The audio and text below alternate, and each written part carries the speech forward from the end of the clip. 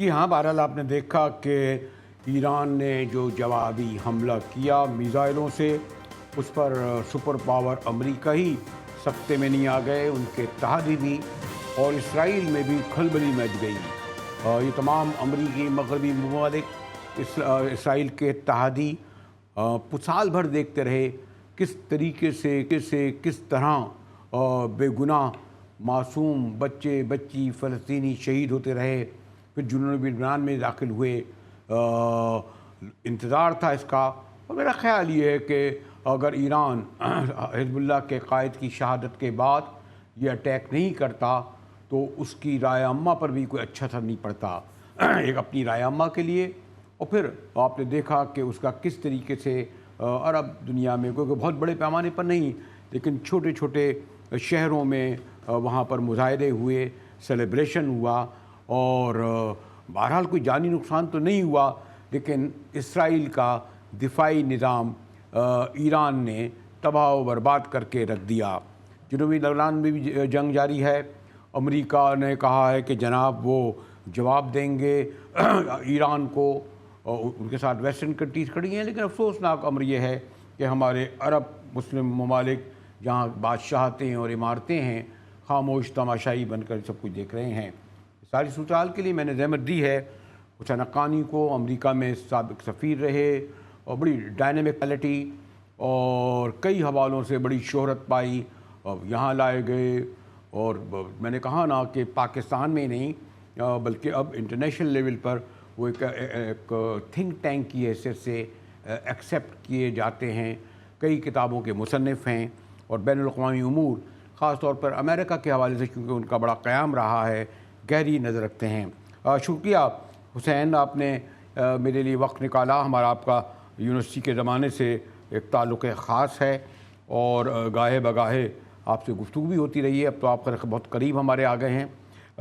یہ جو آپ خاصا عرصہ آپ نے واشنگٹن کے پاور کوریڈور میں گزارا، محض پاکستان کے امریکہ میں سفیر کی حیثیت سے نہیں بلکہ پھر ان کے ساتھ جو باہمی ربط رہا، جس میں مشکلات ہوئیں، غداری کے الزام لگے۔ خیر، میں یہ معلوم کرنا چاہ رہا تھا کہ یہ جو ایران نے حملہ کیا ہے، اس کا واشنگٹن کس طریقے سے جواب دے گا، رد عمل کا اظہار کرے گا؟ حسین، امریکہ اس جنگ میں کسی طرح سے بھی داخل نہیں ہونا چاہتا، بلکہ چاہتا یہ ہے کہ یہ لڑائی کسی طرح سے ختم ہو۔ ایران نے جو جوابی کارروائی کی اس سے اسرائیل کو بہت بڑا نقصان نہیں ہوا، لیکن وزیر اعظم نیتن یاہو کو ایک بہانہ مل گیا کہ وہ اس کے اوپر ایک مزید جوابی کارروائی کریں۔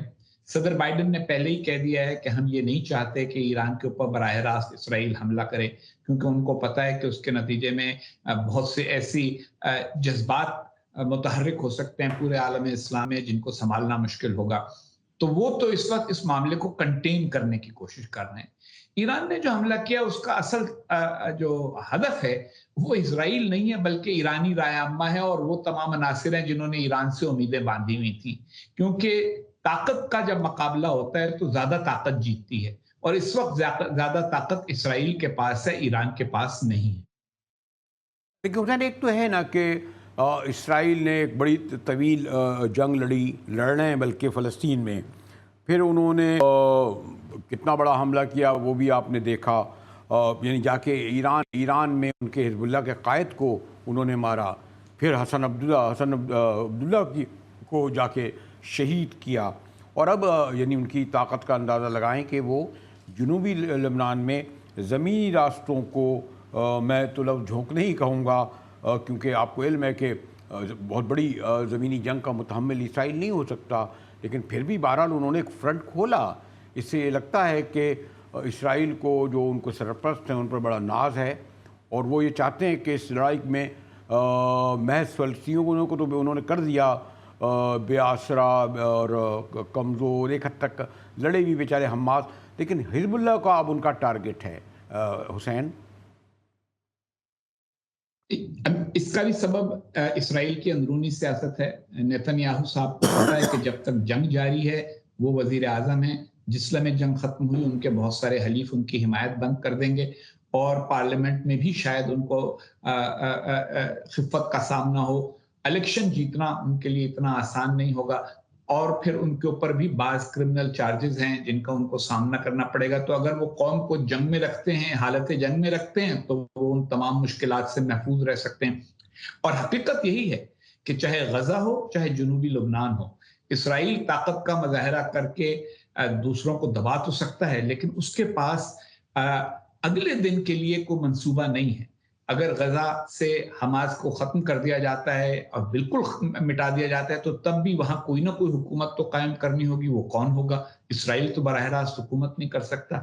اگر اس کو فلسطینی اتھارٹی پر بھی اعتماد نہیں ہے تو غزہ کو کون چلائے گا؟ اسی طریقے کے ساتھ جنوبی لبنان کا معاملہ ہے. آخر میں اسرائیل کو بیٹھ کر بات تو کرنی ہوگی، اور کس سے وہ بات کرنا چاہتا ہے، کس سے نہیں کرنا چاہتا، اس کا تعین زمینی صورتحال سے زیادہ اس بین الاقوامی صورتحال سے ہوگا جو نومبر کے امریکی انتخاب کے بعد سامنے آئے گی.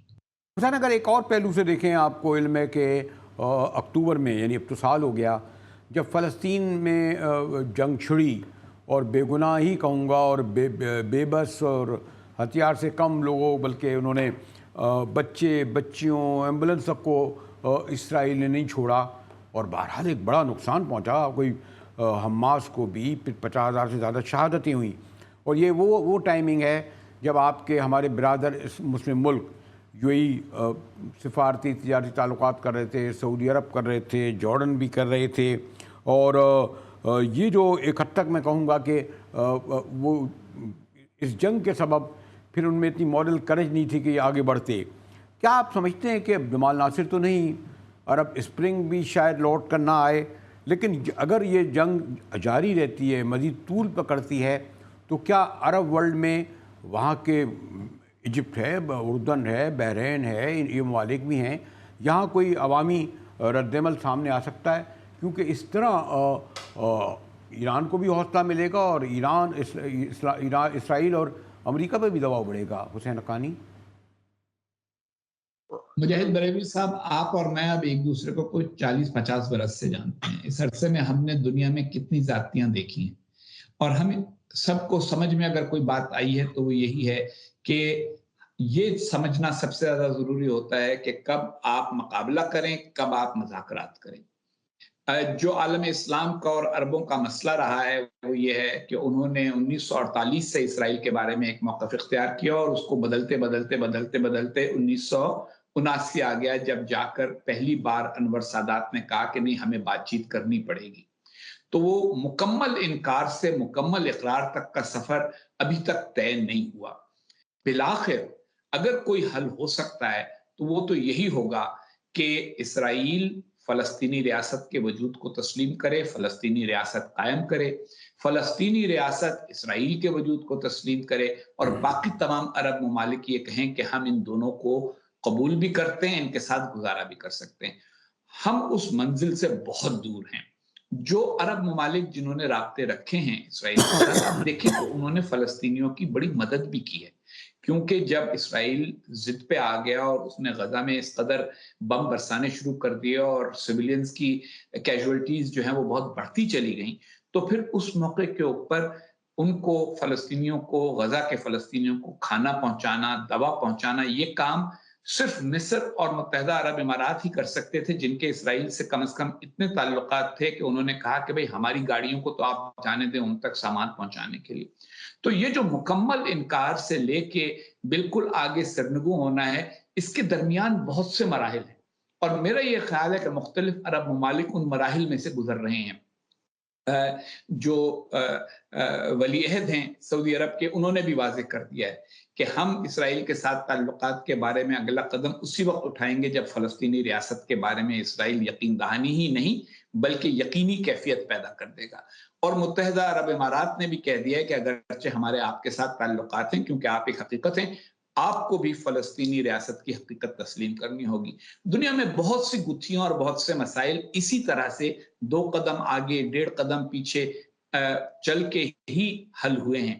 صرف نعرے بازی سے کبھی کوئی مسئلہ حل نہیں ہوا. آپ نے جمال عبد الناصر کا نام لیا، انہوں نے جذبات کے میدان میں بہت فتوحات پائیں، لیکن زمینی سطح پر ان کی وجہ سے سینائی چلا گیا، ان کی وجہ سے یہ مغربی کنارہ چلا گیا. لوگ بھول جاتے ہیں کہ غزہ اس وقت مصر کے پاس تھا. مصر کے ہاتھ سے یہ پہلے اسرائیل کے قبضے میں گیا. اس کے بعد پھر جب یاسر عرفات آئے اور فلسطینی اتھارٹی قائم ہوئی تو تب غزہ اور مغربی کنارے کے لیے ایک امکان پیدا ہوا، لیکن وہ بھی لڑنے جھگڑنے کی وجہ سے ختم ہو گیا. لڑائی جب کی جائے جب آپ کی طاقت زیادہ ہو، جب طاقت زیادہ نہ ہو مذاکرات کر لیے جائیں.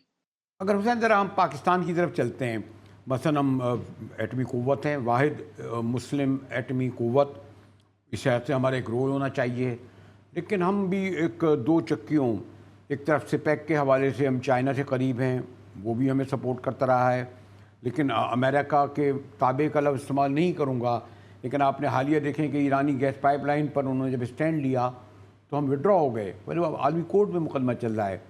تو اس موقع پر آپ دیکھ رہے ہیں کہ ہم بھی صرف زبانی کام کر رہے ہیں نا. اسلام آباد اس پوزیشن میں نہیں کہ اس جنگ میں نے کہا سب سے بڑی مسلم ایٹمی پاور ہونے کی حیثیت سے اپنا پریشر بلڈ کرے اسرائیل کے خلاف، ان کے اتحادیوں کے خلاف. دیکھیے حقیقت تو یہ ہے کہ خود چین کا کام امریکہ کے بغیر نہیں چلتا. چین کا جو بہت بڑا تجارتی پارٹنر ہے وہ کون ہے؟ وہ امریکہ ہے. امریکہ نے کچھ شرطیں لگائیں بعض چیزوں کے اوپر، چین نے قبول کر لیں. تو یہ تو جو دنیا کے حقائق ہیں کس کا کتنا وزن ہے اس کو جانچنا صحیح طرح سے بہت ضروری ہے. جو میں نے آپ سے بات عرض کی کہ اکڑ جانے اور لیٹ جانے کے درمیان بہت ساری کیفیتیں ہیں، ان کیفیتوں کو بھی سمجھنا ضروری ہے. ہماری قوم ابھی اس اضطراب سے گزر رہی ہے. ہمارے ہاں ایک سیاسی قائد ایسے ہیں جنہوں نے ایبسولوٹلی ناٹ کا نعرہ لگا کے بہت جذباتی حمایت پیدا کی. دوسرے وہ ہیں جو حقیقت کی دنیا سے ذرا قریب تر ہونے کی کوشش کر رہے ہیں. اس پورے فاصلے کو عبور کرتے کرتے ہمیں وقت لگے گا. ایس سی او کی کانفرنس تو کانفرنس ہی ہے نا، بین الاقوامی کانفرنس تو بہت ہوتی ہیں، اس سے کوئی بہت بڑا نتیجہ نہیں نکلنے والا. ہمارے اخبارات میں، ہمارے میڈیا میں یقیناً اس کی بہت پروجیکشن ہوگی، لیکن عالمی سطح پر اس کا کوئی بہت بڑا فرق اس سے نہیں آنے والا. اسی طریقے کے ساتھ عرب ممالک بہت آگے بڑھ چکے ہیں، ان کے پاس اپنے وسائل ہیں، ان کو سمجھ میں آ گیا ہے کہ ہم اپنے وسائل کو کس طرح استعمال کریں اور اس کو طاقت میں کیسے تبدیل کریں. متحدہ عرب امارات جو ایک زمانے میں ہمارے اوپر بہت زیادہ انحصار کیا کرتا تھا، وہ اب امریکہ کا ایک میجر ڈیفنس پارٹنر بن گیا ہے. وہ سٹیٹس جو صرف بھارت کو دیا ہے امریکہ نے اور پھر ان کو دیا ہے. تو یہ سب حقائق ایسے ہیں جن کی وجہ سے کچھ وقت لگے گا پاکستان کو بین الاقوامی طور پر اپنا کردار ادا کرنے کی پوزیشن میں آنے میں. اگر میں حسین حقانی آپ سے اس کو کنکلوڈ کر کے یہ دیکھوں کہ پوری وار اگر آپ کے ذہن میں ہے جسے اب ہفتہ ہونے کو آ رہا ہے اور جو اس کا آغاز یعنی دوسری وار جسے میں کہوں گا شہادت کے بعد حسن عبداللہ کے، اس کو کیا آپ مشرق وسطیٰ میں پھیلتا دیکھ رہے ہیں یا آپ سمجھتے ہیں کہ تھوڑا جنوبی لائم نے وہ آگے بڑھیں گے، ایران کا میزائل حملہ ہوگا، امریکہ کی بیان بازی ہوگی، سلامتی کونسل آ جائے گی اور یہ بہت آگے معاملہ بڑھتا ہوا آپ کو دکھ رہا ہے یا نہیں؟ نہیں، یہ دیکھیے، یہ 1939 تو ہے نہیں کہ ایک ملک آیا پھر دوسرا اس میں جنگ میں شامل ہو گیا.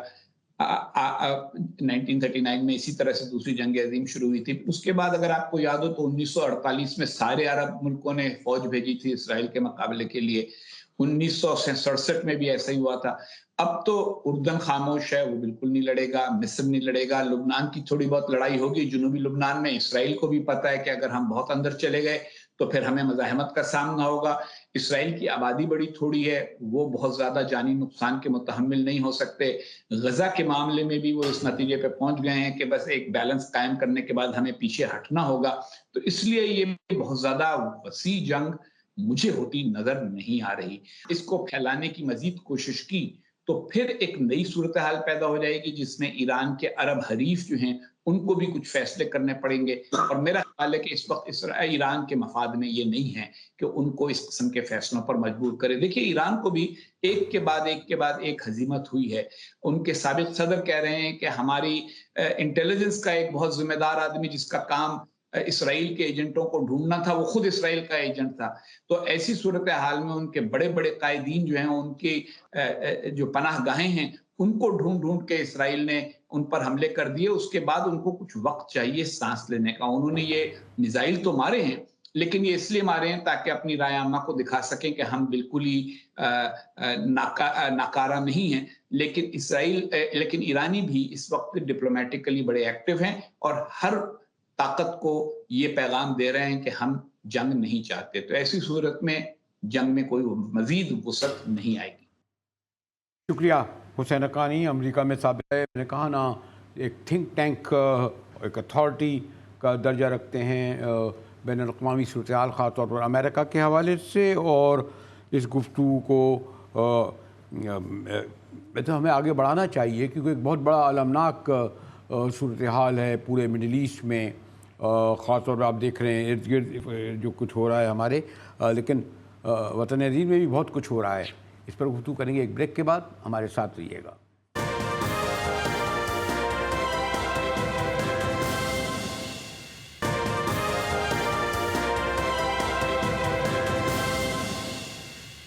ٹی وی میں ایک بار پھر مجاہد بھی آپ کو خوش آمدید کہتا ہے. میرا خیال تو یہ ہے کہ اس وقت ہماری ساری بڑی سیاسی لڑائیاں عدالتوں میں ہی لڑی جا رہی ہیں.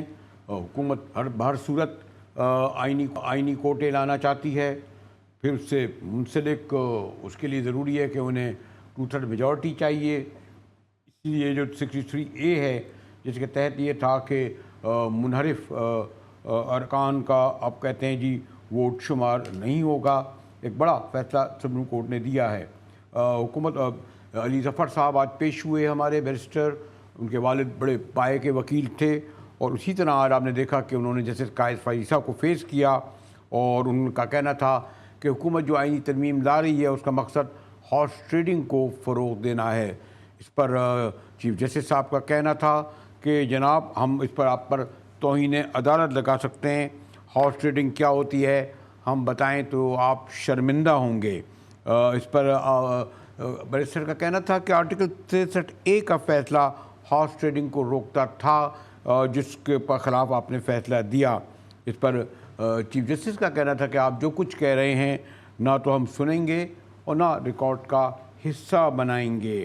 عام طور پر کوشش ہوتی ہے ہمارے بیرسٹر کی اور دیگر وکلاء کی کہ وہ خان صاحب کا ضرور ذکر کریں. اس وقت بھی انہوں نے کہا کہ پہلے کہ وہ خود دلائل دینا چاہتے ہیں. تو ان کا کہنا تھا کہ بانی پی ٹی آئی کہتے ہیں بینچ کو قانونی طور پر کوئی ہم اس میں حصہ بھی لیں تو فائدہ نہیں ہوگا. انٹرسٹنگ بات یہ ہے کہ جسٹس قائد فائز عیسیٰ، جن کے خلاف آج کل بانی تحریک نے جیلوں سے توپوں کا رخ کیا ہوا ہے، انہوں نے کہا کہ آپ بار بار پی ٹی آئی کے نام کیوں لے رہے ہیں، نام لیے بغیر بات کریں، عمران خان کا نام لیے بغیر بات کریں. اس پر ہم بیرسٹر علی ظفر کا کہنا تھا جو کچھ باہر چل رہا ہے اس پر ہم آنکھیں بند نہیں کر سکتے. چیف جسٹس نے جواب میں کہا کہ میں اندر کی بات بتا رہا ہوں، باہر اندر کچھ نہیں چل رہا. میں نے کہا بڑے میں نے کہا کہ کیونکہ اعظم ظفر صاحب کے صاحبزادے ہیں اس لیے قاضی صاحب کو فیس بھی کر رہے تھے، اور یہ تک کہا کہ انہوں نے کہ آپ ججز کی تقسیم کا ذکر کرتے ہوئے کہ آپ ججز مل کر بیٹھیں تو قوانین بنا لیں اور سکون ہو جائے گا. اس پر جواب میں قاضی صاحب کا کہنا تھا کہ ججز کے درمیان کوئی لڑائی نہیں، ادارے نہ ٹوٹ رہا ہے، اور ساتھ ساتھ ان کا یہ بھی کہنا تھا کہ آپ ہمیں مفت مشورہ دے رہے ہیں تو ہم بھی آپ کو مشورہ دیں گے کہ تمام سیاسی جماعتیں متحد ہو جائیں. بڑے طویل ڈائیلاگ تھے، جو مکالمہ تھا جو جسٹس قائد فائز عیسیٰ اور بیرسٹر علی ظفر کا درمیان ہوا. ہمارے ساتھ قمر زیدی ہیں. قمر، آج دلچسپ صورتحال تھی، خاصی مکالمے ہوئے. تو آپ کو لگا کہ بیرسٹر بھی آپ کو پتہ ہے کہ اعظم ظفر صاحب کے صاحبزادے ہیں، بڑے پائے کے وکیل ہیں، تو یہ جو پورا مکالمہ ہوا بڑا انٹرسٹنگ تھا. کیا ٹینس صورتحال تھی کیا اس قمر زیدی؟ مجاہد صاحب بہت شکریہ. کل تو ہم عدالت میں یہ کہہ سکتے ہیں کہ ٹینس کافی صورتحال تھی، لیکن آج جو ہے کافی خوشگوار ماحول میں بات ہوئی ہے. پہلے جب علی ظفر صاحب آئے تو پہلے تقریباً 15 منٹ جب تک وہ عمران خان صاحب کے وکیل کے طور پر سپریم کورٹ آف پاکستان میں پیش ہوئے تو ان کی جانب سے یہی باتیں کی گئیں کہ آپ جو ہے اس کے فیصلے کے بعد डायरेक्ट फ्लोर क्रॉसिंग होगी और सुप्रीम कोर्ट का फैसला जो है ये वो फ्लोर क्रॉसिंग का सबब बनेगा, जिस पर चीफ जस्टिस ऑफ पाकिस्तान की जानिब से कहा कि आप कैसे कह सकते हैं, हम इस मामले पर आप पर तौहीन अदालत भी लगा सकते हैं क्योंकि ये एक इल्ज़ाम के मुतरादिफ था। अली ज़फ़र साहब ने कहा कि मेरे मौकिल आप बेंच पर जो है वो एतराज़ करें और वो नहीं कह रहे कि ये केस आगे चलाया जाना चाहिए। इससे कबल उन्होंने ये अदालत से दरख्वास्त की थी कि इमरान खान साहब जो कि बानी PTI हैं वो ख़ुद अपेयर होकर इस मुकदमे में दलाइल देना चाहते हैं, जिस पर चीफ जस्टिस ऑफ पाकिस्तान ने कहा कि ये मुमकिन नहीं है। उसकी वजूहात ये हैं कि नज़र सानी अपील में वही वकील जो है अपेयर होता है जिसने मेन केस आर्ग्यू किया हो। नज़र सानी में दूसरा वकील चेंज करने की इजाज़त नहीं होती, ना ही मौकिल ख़ुद आकर दलाइल दे सकता है। इसके बाद अली ज़फ़र साहब ने कहा कि चूँकि मेरे मौकिल की हदायत नहीं है मुझे क्या आप बेंच के सामने, वो ये समझते हैं ये अनकॉन्स्टिट्यूशनल बेंच है, तो लिहाजा मैं आर्ग्यू नहीं करूँगा, 7 मिनट के अंदर मैं ये रोस्टर। लेकिन कब्बर ये भी तो है कि ये क्या वजह है कि बाद में कब्बर ये भी तो है ना कि बाद में उन्होंने अदालती रुकन बनना भी यानी कबूल किया, काजी साहब के कहने पर सुप्रीम कोर्ट का माविन वकील बनने का फैसला किया। जी बिल्कुल मुजाहिद साहब, मैं यही बता रहा था कि जब अली ज़फ़र साहब रोस्टम छोड़ने लगे तो अदालत ने उनसे इस्तदा की कि आप खाली इमरान खान साहब के वकील नहीं बल्कि ऑफिसर ऑफ द कोर्ट भी हैं। हम इस मुकदमे में आपको अमाइकस जिसे अदालती मुआविन करार दिया जाता है वो मुकर्रर कर रहे हैं, आप लिहाजा अदालत को गाइड करें कि अदालत को इस तमाम मुकदमे में क्या कुछ करना चाहिए। 63A के हवाले से जो जजमेंट जिसके जस्टिस मुनीब जो है वो ऑथर हैं, उस हवाले से जस्टिस काजी फ़ाइज़ ईसा ने जब उन्हें कहा तो बैरिस्टर अली ज़फ़र साहब ने फ़ौरन से जवाब दिया, ठीक है मैं इस मुकदमे में बतौर अदालती मुआविन जो है वो अदालत को बता देता हूँ। लेकिन मेरी क्या राय है? आप समझते हैं कि अदालती मुआविन कबूल होना जस्टिस काजी ईसा का, और आप तो बानी तहरीक तो उनका नाम नहीं सुनना चाहते, गवारा करते, तो ये उन्होंने खुद से फैसला किया कि ये जी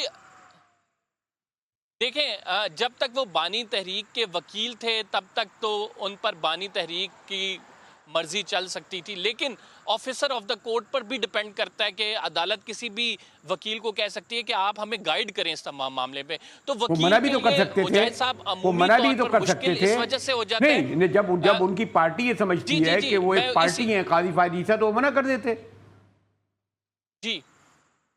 जी मुजाहिद साहब, इसी बात पर बहस हो रही है कि अली ज़फ़र साहब को मना कर देना चाहिए था या अदालत से वक्त ले लेना चाहिए था कि मैं कल दूंगा। लेकिन अमूमी तौर पर चूंकि इन वकीलों ने रोज़ाना अदालत के सामने पेश होना होता है तो वो जजेस को नाराज़ करना या जजेस किसी चीज़ के लिए रिक्वेस्ट करें, उनको ऑफेंड करें, तो वो मुनासिब नहीं समझते। इस वजह से मुख्तलिफ केसेस लगे हुए होते हैं और वकील तो यही चाहता है कि यहाँ पे जजेस जो मौजूद हैं, तो आप नहीं समझते कि इसको खुद बानी तहरीक इसको पसंद करेंगे क्या?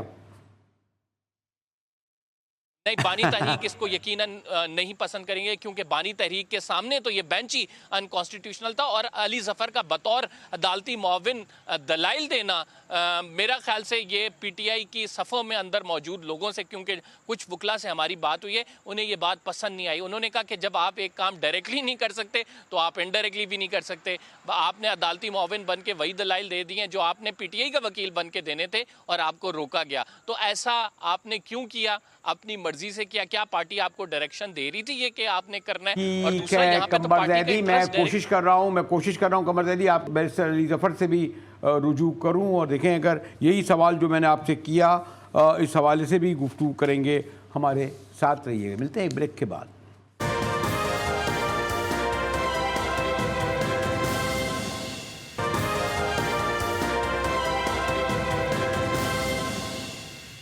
टीवी में एक बार फिर मुजाहिद वली आपको खुशामदीद कहता है। जैसे मैंने कहा कि आज अदालत में हमारे बड़े पाए के वकील हैं, उनका फैमिली, बैरिस्टर अली ज़फ़र और काजी फ़ाइज़ ईसा में जो मुकालमा हुआ इस केस के हवाले से, बहरहाल मुझे शुक्रगुज़ार हूँ कि बैरिस्टर अली ज़फ़र ने हमारे लिए वक्त निकाला।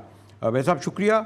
और ये जो केस का फ़ैसला आया है इख्तियार से आपकी पार्टी के ख़िलाफ़ गया, तो उसके बाद आपने जो अदालती माविन बनना कबूल किया तो आपकी पार्टी के कायद जो काजी फ़ाइज़ ईसा का तो जब भी नाम लेते हैं, मैं आप तो ख़ुद पता है किस तरह, तो इसको किस तरह आप देखते हैं बैरिस्टर?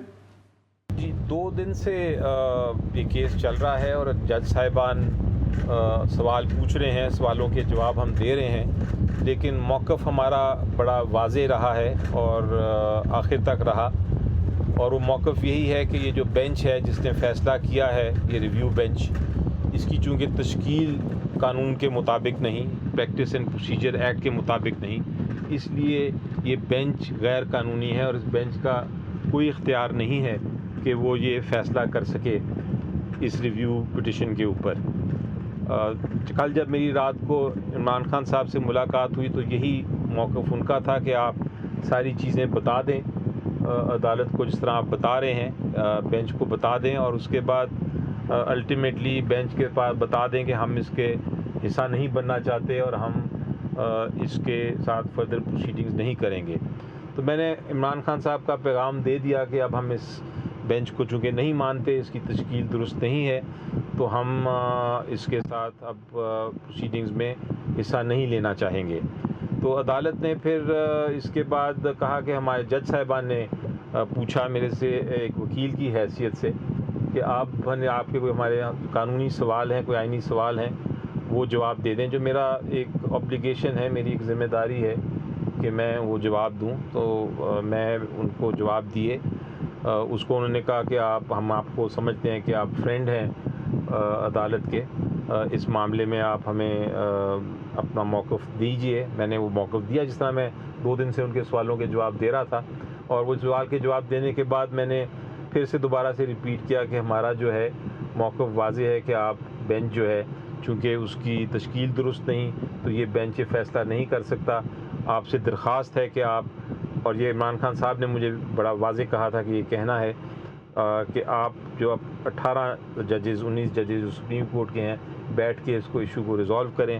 میں نے یہ کہنے کے بعد کہا کہ مجھے اب اجازت دی جائے کہ میں اس کمرے عدالت سے چلا جاؤں۔ میں کمرہ عدالت سے پھر آ گیا، پروسیڈنگ چلتی رہیں اور فیصلہ تو جو آنا تھا وہ آ گیا۔ تو اس لیے کوئی ہمارا جھگڑا قانونی ہے، آئینی ہے کہ یہ بینچ کی تشکیل درست نہیں، لیکن میرا کوئی ذاتی جھگڑا کسی کے ساتھ نہیں۔ یہ تو ایک بڑا واضح قانونی جواز ہم نے لیا ہوا ہے، اور میں نے بلکہ پٹیشن بھی فائل کر دی ہے آج، جس میں یہ اس بینچ کی تشکیل کو چیلنج کر دیا گیا ہے۔ لیکن ویسے اگر میں آپ سے ویسے صاحب ایسا ایک پرسیپشن یہ ہے، کیونکہ آپ تو بنیادی طور پر لائر ہیں، پورا پس منظر بھی آپ کا یہ ہے، فیملی کے حوالے سے بھی، دیکھیں اب ساری لڑائیاں جو ہیں عدالتوں میں ہو رہی ہیں، اور آپ سیاسی جنگیں، بھٹو صاحب کا دیکھا، میں زیادہ تفصیل میں نہیں جاؤں گا، خان صاحب جیل میں ہیں کوئی 1.5 سال سے، ریلیز تو مل رہا ہے، لیکن کوئی سیاسی فتح تو نہیں ہو رہی اس سے۔ ٹھیک ہے جلسے جلوس بھی چل رہے ہیں، لیکن ایسا لگتا ہے پرسیپشن کہ آپ کی پارٹی عدالتی جنگ کے ذریعے یہ جیتنا چاہتی ہے خان صاحب کی لڑائی۔ جی آپ کی بات بالکل درست ہے کہ سیاسی لڑائی یا سیاسی جنگ جو ہے وہ سیاست کے میدان میں ہونی چاہیے اور عدالتوں میں نہیں، لیکن ہماری تاریخ بھی یہ دکھاتی ہے کہ بار بار جو سیاسی ایشو ہیں وہ عدالت میں چلے جاتے ہیں، اور پھر وہاں عدالت میں آپ کو قانونی جنگ بھی لڑنی پڑتی ہے۔ لیکن میرا خیال ہے کہ ہم نے اب یہ فیصلہ کر لیا ہے کہ ہم ہر فرنٹ پر لڑیں گے، چاہے وہ سیاسی ہو یا قانونی ہو۔ اگر میں آخر میں سوری ٹو انٹرپٹ یو، اگر میں یہ کہوں کہ حکومت تو تلی ہوئی ہے کہ وہ آئینی کورٹیں بنائے گی، بلاول مہم پہ نکلے ہوئے ہیں، تو اس کے پیچھے کیا اصل مقاصد ہیں؟ کچھ لوگ کہتے ہیں کوئی اور ہیں، یا کیا آپ سمجھتے ہیں؟ جی ہمارا موقف بڑا واضح ہے، اور موقف یہ ہے کہ جو بینچ ہے یہ چونکہ اس کی تشکیل درست نہیں ہوئی، اس لیے یہ آگے فیصلے نہیں کر سکتا ریویو اس آرڈر کو کرنے کے۔ یہ موقف پیش کیا، اور اس کے بعد جو میری کل سارا دن سوال کے جواب دیتا رہا میں عدالت کو، اس کے بعد جب کل میٹنگ ہوئی ہماری تو فیصلہ یہی ہوا کہ وہ کچھ ہمارے جو پوائنٹس ہیں وہ ہم اس بینچ کو بتائیں گے، جن کا سب کا تعلق اس سے ہے کہ بینچ آگے پروسیڈ نہ کرے اور بینچ یہ فیصلہ نہیں کر سکتا۔ وہ پوائنٹس بتانے تھے ہم نے عدالت کو، اور وہ بتائے۔ جب وہ عدالت نے جب ہم نے بائیکاٹ کیا اور ہم نے کہا کہ ہم مزید اس میں شامل نہیں ہونا چاہتے، تو عدالت نے जज साहिबान ने पूछा मेरे से कि हमारे कोई सवाल हैं जो कानूनी सवाल हैं, हम आपके वो जवाब चाहते हैं, तो आप वो जवाब दे दें। वो मैंने फिर वो जवाब दिए उनको ये अपने वकील होने की हैसियत में, और वो जवाब देने के बाद आपने फिर जब दुरुस्त मैंने फरमाया, जवाब लेकिन बहरहाल जिस तरह की तहरीक इंसाफ, शुक्रिया आपने वक्त तो निकाला हमारे लिए, लेकिन जिस तरह की तहरीक इंसाफ की लड़ाई, कुर्बानी तहरीक इंसाफ कादी फाइज ईसा के बारे में मौक़िफ़ रखते हैं, तो मुझे ऐसा लगा कि इसमें थोड़ा सा कंट्रडिक्शन तो नहीं आ गया कि जो आपने अदालती माविन होना कबूल किया। बड़ा मौजू है, गुफ्तगू और भी की जा सकती थी, मगर इस वक्त तो पीछे कैमरे के कहा जा रहा है कि हम आपसे इजाज़त लें। मुजाहिद वली को इसी के साथ ही इजाज़त दीजिए।